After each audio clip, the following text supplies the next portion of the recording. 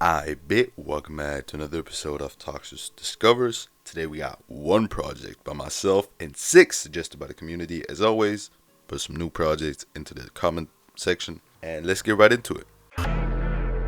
It's the game we done came on. The game. As always, starting off with the today one project I suggested for myself. This one being the Nacirema Dream by Papoose. Well, you can call it the Nacirema Dream or the American Dream. American Nacirema, backwards, get it? Yeah, anyway. This project is absolutely fantastic. And if I say fantastic, I mean fantastic. Like, because of this project, I am introducing a new system of rating. Well, not a new system, just I am adding things like 9.25 or 9.75 or 7.75, like steps between 7 and 7.5, just so I can have a bit more variations in the rating. And well, that's because this album is a 9.75. Lyricism, great. Hooks, great. Like, most of the album is absolutely fantastic. Besides the homophobia and some not as great tracks, this album is flawless in my opinion. So if you haven't yet, definitely check out the project and definitely check out my favorite 2 songs here.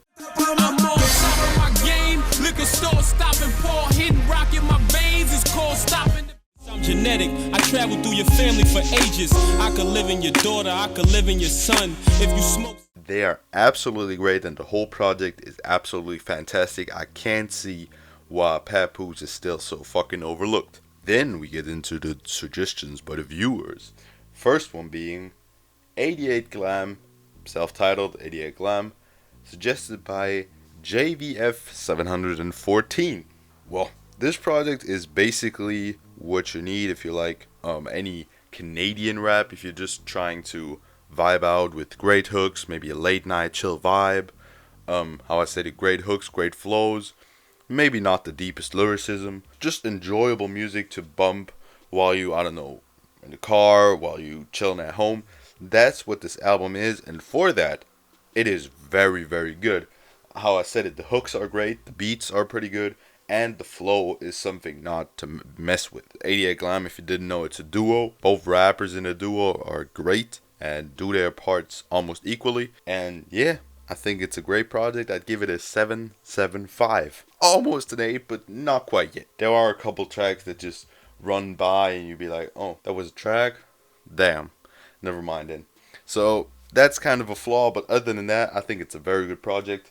And I'm definitely looking forward to checking out more music by these 2 in the future. Diamonds spin like Serato. Can't go back to bro, cause my heart is hollow. Unfollowed all my friends. Saw someone like Carrier, Rolly wrist, Rolly switch, Guacamole Lambo. Then we got Cortana Volume 1 by A1 GWALA and A1 La 7K. I don't know. I guess it's called A1 Look. Whatever. Suggested by Zhao, obviously, if it's some obscure ass shit. This one is actually good, bro. Like, check out my favorite 2 tracks and you will see that the flow sometimes is fucking great.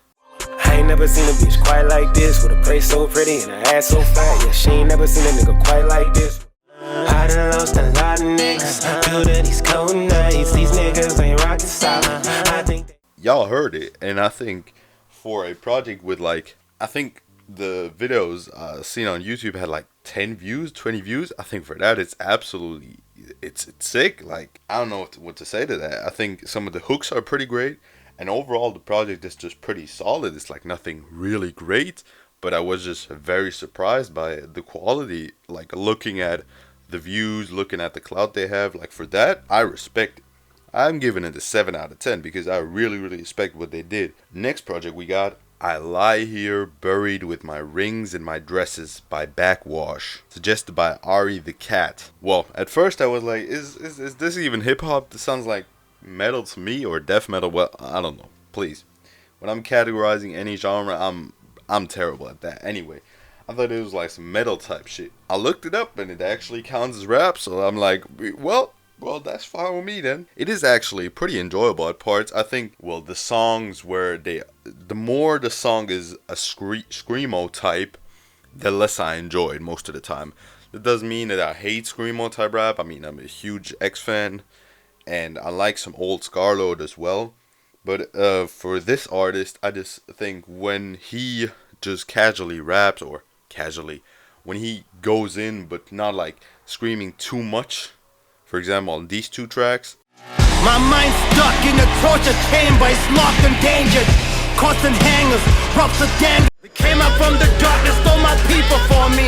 Now was the mission holy, exercise the weapons on me. Then I think it's pretty good, honestly.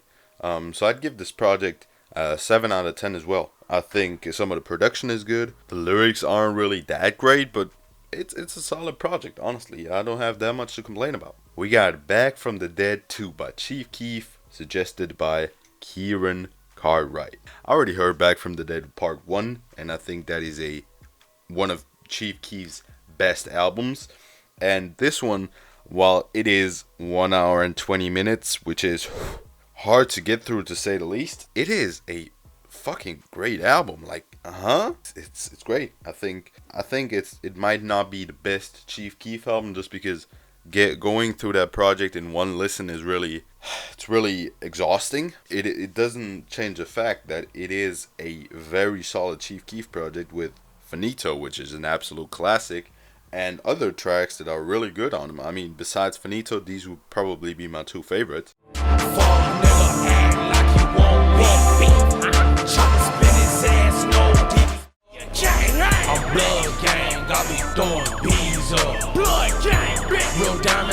See, they're good too, and that's not like it was hard to pick these two. So I overall enjoyed that project, but I don't know about it being the best Chief Keef project, honestly. So with all that being said, I think I'm giving the project an 8 out of 10. Like, it is solid, but it is not like fantastic or some shit. But it is a good project. Don't get it wrong, please. For the second to last project of the day, we got Lil Wayne Dedication 2, suggested by the mixtape god himself, Double M Entertainment. More like Double Mixtape Entertainment. Maybe it even stands for that. I don't know. Anyway, honest, pretty good Lil Wayne tape. We had like a bunch of Lil Wayne tapes on here. Lights Out, The Suffix, and the Carter 1 and Carter 4. I think this ranks somewhere between the Carter 1 and the Carter 4. The Carter 4 being my favorite Lil Wayne project for now, and the Carter 1 being my second favorite. Obviously now I think Dedication 2 is better than that. Mainly the flows are what gets me on this project. The production was better on a couple other projects, like I think Lights Out had better production than this, but this catches me more with the flows. Like, for example, these two tracks, I mean, they also have good production, obviously. Howdy do, motherfuckers, is Weezy baby niggas bitchin' and I gotta tuck the cannon. Butter pecan caramel, Southern Belle. She hotter than a summer day in hell. I'm under her spell. She say, yeah, I think these are not by far the best two tracks. I think there are others that would deserve a spot on here as well. Overall, 8 out of 10. I think it's a good Lil Wayne project. I don't know about it being one of the best mixtapes ever released, because I've seen that a lot about the Dedication series. Maybe I just haven't heard the right part yet. We'll see about that. Then we get to the last project, which is Things Fall Apart by The Roots, suggested by PJ Gameplay. What can I say? As the first Roots project I'm listening to, obviously I have heard of them before. I've heard of Black Thought, and I've heard of the greatness of this group. Well, I think my expectations were fulfilled. Like, the flow and the lyrics on this project are nuts. I know there are two MCs in the group, but I think Black Thought is easily the best one, and I wouldn't say he carries this project, but his lines and his verses are what stuck to me the most. I also think features like Common and Mos Def are very good on this project.